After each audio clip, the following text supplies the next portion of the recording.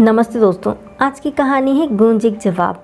Mumbai airport के cafe house में दिल्ली जा रहे मल्टीनेशनल कंपनी के सीईओ मिस्टर कपूर और प्रोडक्ट मैनेजर नेहा फ्लाइट के इंतज़ार के दौरान कॉफ़ी पीते हुए बिजनेस की कुछ बातें कर रहे थे। इतने में ही नेहा के बॉस बोल पड़े, यार नेहा, बहुत दिनों से मैं तुमसे कुछ कहना चाह रहा हूँ लेकिन हिम्मत नहीं जुटा पा रहा।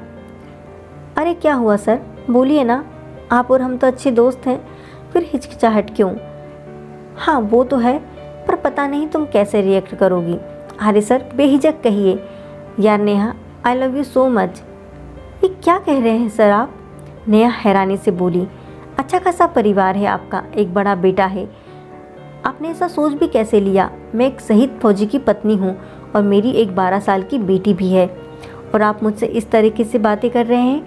शर्म आनी चाहिए आपको मुझे ये सब कहते हुए। कौन से ज़माने में जी रही हो यार तुम? ये लिव इन रिलेशनशिप का युग है।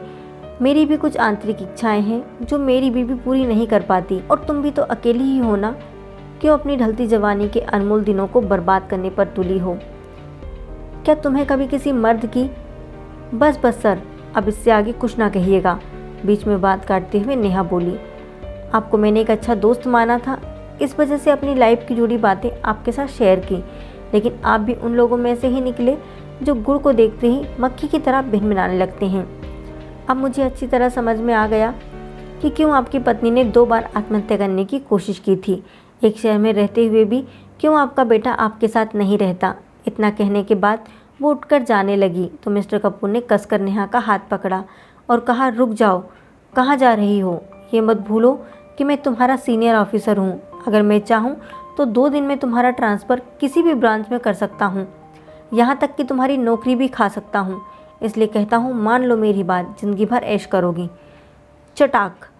कैफ़े हाउस में झन्नाटेदार थप्पड़ की आवाज़ गूंज उठी और मिस्टर कपूर अपना गला सहला रहे थे क्योंकि नेहा की 5 उंगलियां उनके गाल पर छप चुकी थी और वहाँ मौजूद सभी लोगों की नज़र इन दोनों पर ठहर गई।